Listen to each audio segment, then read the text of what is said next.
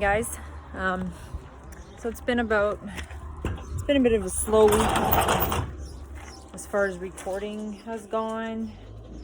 Been a little crazy around here, but not really crazy. I don't know. Time's kind of slipped away from me. I've wanted to do at least one video a week, but I'm just having a hard time getting that done. This vlogging thing is a little more difficult than I anticipated. But anyway, I can't find my dog's remote. I need that thing because that's how I keep them from being disobedient little bums. So anyway, just thought I'd update you guys a little bit about what's going on with the baby goats. So we have 2 goats left. The one baby, the tiny one, the one that we named Tiny, she died on Friday, last week Friday. And we're a little disappointed, a little sad about it. We were super excited to have 3 doelings, but unfortunately she didn't make it. She was just too small and too weak to make it. We were bottle feeding her. We had the vet come out and give her an antibiotic she had scours, and we were trying to treat her for scours, and we were trying to bottle feed her because she was getting too weak to nurse from her mama. Unfortunately, she died. But the other 2 doelings are doing really good. So last week, Wednesday, I came out early in the morning to find Millie. She had just had her baby around 4 o'clock in the morning, and she was huge. She did really well, apparently. She didn't need me, which is great. That's kind of what I want. I'm really hoping that all our goats will be able to deliver on their own without needing any intervention, because as soon as humans start to intervene with births and stuff, then the animals they lose their natural abilities to do things because you're kind of intervening too much. I like things to go as naturally and smoothly as possible. But I will show you guys a little clip of that morning. I came out here and I did record a little bit about me coming in and finding the baby. Millie, good girl. So it's 4 a.m. and I walked out into the barn and found this little doeling laying on the floor. Millie wasn't really doing much. She had cleaned her off some, but she was just standing there, and I don't know if it was because she was still contracting, the placenta was still hanging out, so I don't know if there's any more babies in there. This doeling is huge. And I'm also going to show you guys a clip of when we disbudded or dehorned our baby goats. We used dehorning paste, and it was a really simple process. I'll show you guys a little clip of that as well. So I already started by shaving the hair off around the horn buds. You can see the horn start to develop there, the tip. And I'm going to put the paste on there and leave it on for 30 minutes. So I got the paste on, and I'm trying not to let her touch me with it. Let's see if I can do this one-handed. I don't have my assistant husband here today, so I don't know if you guys can really see that, but I put the paste on the horn buds, and now I just gotta keep her from touching anything with it. I don't want her kicking or like kind of scratching like this and getting it on her legs, because that could be bad. But friends of ours used it for their cows, and then I started looking up videos and reviews and how-tos to see if anybody ever did that with goats. And apparently they do, and considering this is my first year, I thought this would be a little bit of an easier way to do this. I might gain the confidence to use the burning iron, but for right now, I don't have the confidence to do so. Woo! This little lady isn't liking this, but that's normal.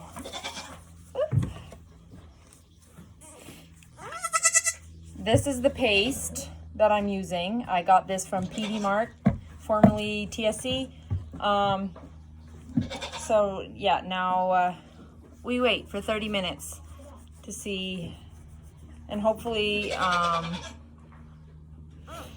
it'll do well. I've never had any experience with this, but we will see how this goes. And maybe in a year I'll do an update, or in a few months, to see if there's any skurs. Okay, baby. So today I'm going to tell you guys why you should and should not start a homestead. I'll start with why you should not. Reason number one, why you should not homestead or start a homestead. There is none. So I'm being kind of serious with there is no reason why you shouldn't. Unless you live in a condo or like an apartment building, then I get it, then you can't really. But you can always start a garden on your porch or your balcony if you have one, in pots. Because, yeah, you can grow food wherever you are. But why you should start a homestead. Number one, you know where your food is coming from. In today's society, I feel like kids, as well as a lot of young adults, don't know where their food is coming from, and they have this misconception that all animals are abused. That's why they don't want to eat meat, because animals are totally, like, they're all abused and mishandled and all this stuff. While yes, that may be true for large factories and things like that, but as far as a homestead goes, any homesteader that I know, or somebody who has backyard chickens that I know, all of them take really good care of their chickens and their animals. And not even all large factories are terrible animal keepers, but I'm saying, if you want to know that your food is healthy, and you want to know that the animals had a good life while they were alive before they were processed for human consumption, start homesteading, or get to know a homesteader or a local farmer. Reason number two, it's fun. A while ago, while I was on Instagram, you can find me there too, at the Reddit Acre. Anyway, a while ago when I was on Instagram, I read somebody's comment on another homesteader's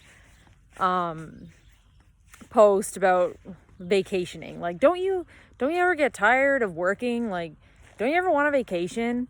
Or isn't that life like too much work? Well, I really liked this homesteader's response. Her response was, create a life that you love, and your vacation is every day. And not necessarily vacation. Like, yes, I'm not gonna lie, it's a lot of work, but not even a lot of work. It's a lot of work for small periods of time. Like, in the morning, I get up at 8 o'clock. I take care of the goats, while my oldest two kids, who are 10 and 8, go and take care of the chickens. They do the food and the water. And eventually they'll be able to help me with the goats too, but they're not strong enough to retain the goats when they kind of escape from the pen, if they're not quick about it. Yeah. Back to my second point about creating a life that you love. Like, I just want to show you, some people like the beach. I personally do not like the beach, because I personally don't care to see people naked. But I'm just going to show you guys my view. Living on a homestead is like seeing God's amazing hand in all that we have and where we live, and the smell.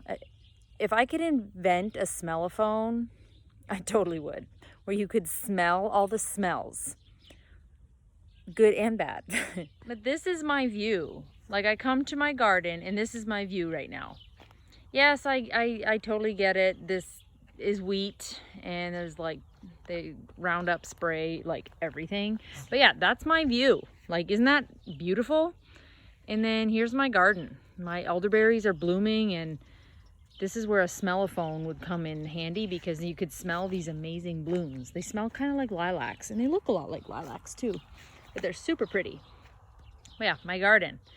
And then my goats over there, my chickens, and my baby chickens in the chicken tractor over there. And if you live in Ontario, you ain't going on vacation anyway, because we're in forever lockdown. So, like I said, or like this other vlogger said, an Instagrammer, she said, create a life that you love and you don't want to leave it. And amen to that. Reason number 3, it's extremely rewarding. Like, this garden, I'm super happy with it this year. It is looking like it's going to be very productive. It is in really good shape considering all the nasty wind storms we've had. Like, I've had a few things break and die because of all the wind we've had here the last week. But overall, like, the kids and I, we've taken pretty good care of this garden, and we're super proud of how it's turned out. We're very pleased with it. Like, it's a very rewarding feeling when you plant a seed in the ground and you watch it sprout and bring fruit. Kind of like when you share the gospel with someone and you see their wheels turn and you see the light bulb ding on. If you've ever watched that happen, when you have ever seen the Lord work in someone like that, and you see the light bulb like turn on, it's kind of like that. Only it's not totally like that. That one's a little more rewarding. But all in all, gardening and homesteading is very rewarding.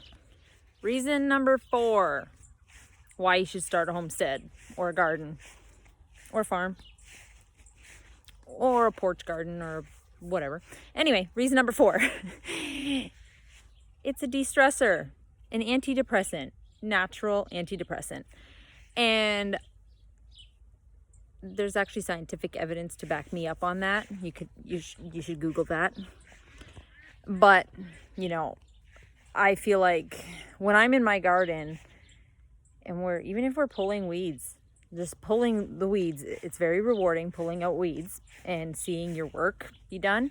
But I feel like when you're working with the land and plants and animals, it's how God intended it.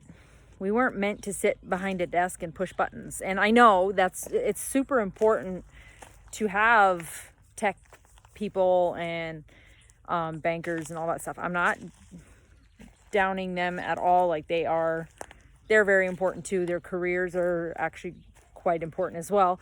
But I'm just saying, we were intended to work with the land. Like, when God created the world, one of the things he told Adam to do was work with the land, you know. And reason number 5 is it's educational. My kids, my husband, me, we have all learned a lot. You live and learn. You learn by making mistakes, and we've made a lot of mistakes in our gardening and homesteading. Like, just as an example, our first year of owning chickens, we had a dog. Again, those who know us personally know what I'm talking about. They probably heard me complain a lot at that time. That dog killed literally every single duck I owned and the majority of my chickens. And we lost almost all the chickens that year. And we lived and we learned.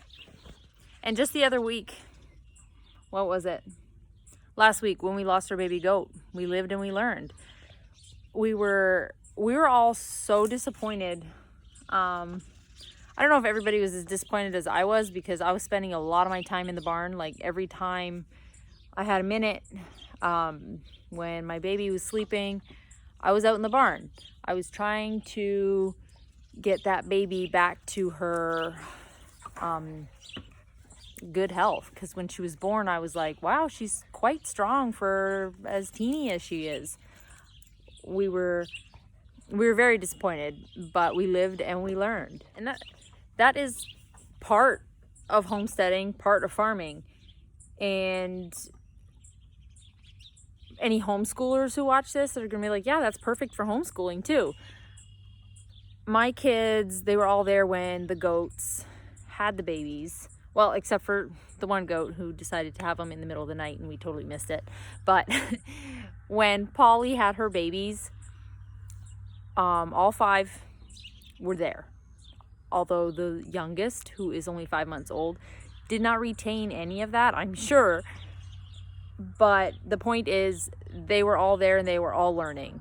And what better way to teach them about creation, life, death, reproduction than completely unperverted, unbiased opinion, you know?